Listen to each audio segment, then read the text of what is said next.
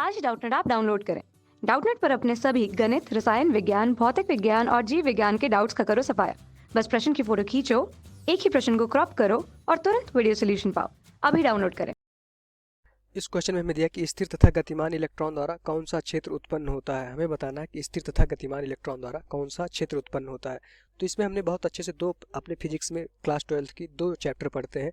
एक हमारा गतिमान आवेश के कारण और एक स्थिर वैद्युतिकी। मतलब स्थिर वैद्युतिकी मतलब कि एक हमारा चैप्टर होता है पूरा स्थिर वैद्युतिकी। स्थिर वैद्युतिकी में हमेशा हम क्या करते हैं, तो यहाँ से स्थिर वैद्युतिकी में हम क्या पढ़ते हैं कि हमारा जो भी आवेश रहता है क्या रहता है, स्थिर रहता है, मतलब उसका वेग शून्य रहता है।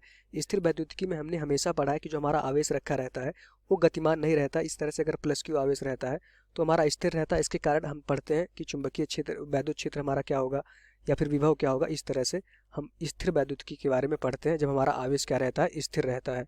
ठीक, तो यहाँ से देखते हैं कि जब आवेश हमारा स्थिर रहता है तो उसमें हम क्या करते हैं, सिर्फ हम वैद्युत क्षेत्र के बारे में पढ़ते हैं। वैद्युत क्षेत्र, अगर आवेश हमारा स्थिर रहता है तो क्या उत्पन्न करता है, सिर्फ वैद्युत क्षेत्र उत्पन्न करता है।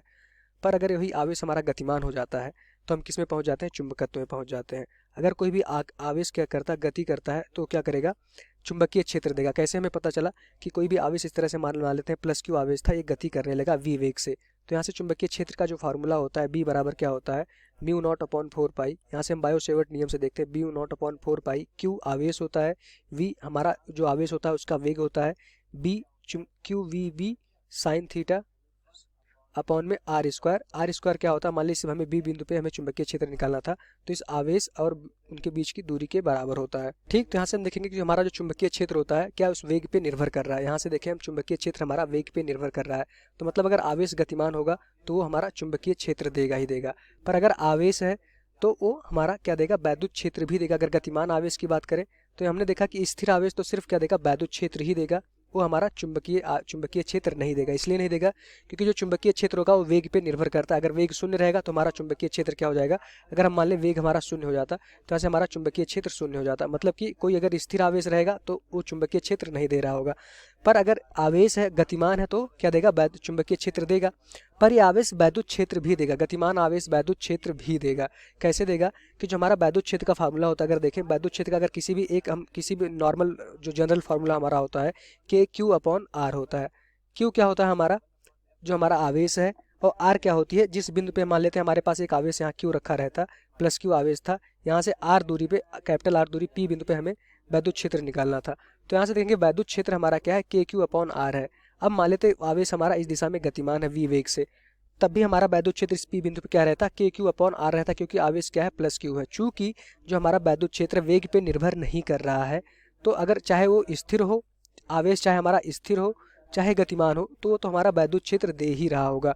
तो वैद्युत क्षेत्र हमेशा आवेश दोनों तरफ के देंगे, चाहे वो स्थिर हो चाहे गतिमान हो। तो यहाँ से देखेंगे, अगर हम इसका आंसर देखें, अगर आवेश हमारा क्या है, स्थिर आवेश है, ठीक, स्थिर आवेश हमेशा क्या देगा, हमेशा सिर्फ वो वैद्युत क्षेत्र ही दे रहा होगा। इसका आंसर क्या हो जाएगा हमारा, वैद्युत क्षेत्र। स्थिर आवेश हमेशा वैद्युत क्षेत्र देता है, ये हमें वैद्युत क्षेत्र वाले चैप्टर में हमने पढ़ा है। पर अगर देखेंगे आवेश हमारा क्या हो जाए, गतिमान हो जाए, यहाँ से ये इंपॉर्टेंट है। हमें जल्दबाजी में हम क्या करते हैं, गतिमान आवेश को सिर्फ कहते हैं चुंबकीय क्षेत्र देता है, पर वैद्युत क्षेत्र हम भूल जाते हैं कि गतिमान अगर आवेश है तो वो तो वैद्युत क्षेत्र दे ही रहा होगा, चाहे वो गतिमान हो चाहे स्थिर हो। स्थिर रहेगा तो सिर्फ वैद्युत क्षेत्र देगा, अगर वो गतिमान रहेगा तो ये क्या करेगा, यहाँ से दो चीज़ें हो जाती हैं। गतिमान आवेश एक बार हमारा क्या देता है, चुंबकीय क्षेत्र देता है, चुंबकीय क्षेत्र देता है, और एक दूसरा क्या देता है हमारा, वैद्युत क्षेत्र भी देता है। तो हमेशा याद रखिएगा कि गतिमान आवेश क्या देगा, वैद्युत क्षेत्र भी देगा। यहाँ से देखते हैं जो वैद्युत क्षेत्र होता है हमारा गति पे, आवेश की गति पे निर्भर नहीं करता है। चाहे आवेश इस तरह से स्थिर रहे, उसका वेग 0 रहे, या फिर यही आवेश हमारा गति करे वी वेग से, ये दोनों ही आवेश क्या करेंगे, हमारे पास वैद्युत क्षेत्र देंगे। पर अगर जो गति करेगा तो एक चीज़ और क्या देगा, हमारा चुंबकीय क्षेत्र भी देगा, क्योंकि उसके पास क्या है, कोई भी अगर आवेश गति करता है मतलब गतिमान आवेश है तो चुंबकीय क्षेत्र देता है, इस बायो-सेवर्ट के नियम के अनुसार।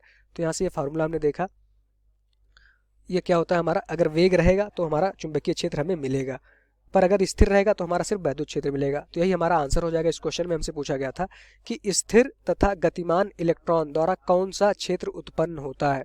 तो अगर स्थिर रहेगा तो सिर्फ वैद्युत क्षेत्र, स्थिर रहेगा तो हमारा वैद्युत क्षेत्र, अगर गतिमान है तो क्या देगा हमारा, वैद्युत क्षेत्र प्लस चुंबकीय क्षेत्र, वो दोनों दे रहा होगा।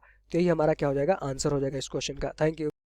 कक्षा 6 से 12वीं से लेकर नीट, IIT, JEE वो एडवांस के लेवल तक 1 करोड़ से ज्यादा छात्रों का भरोसा।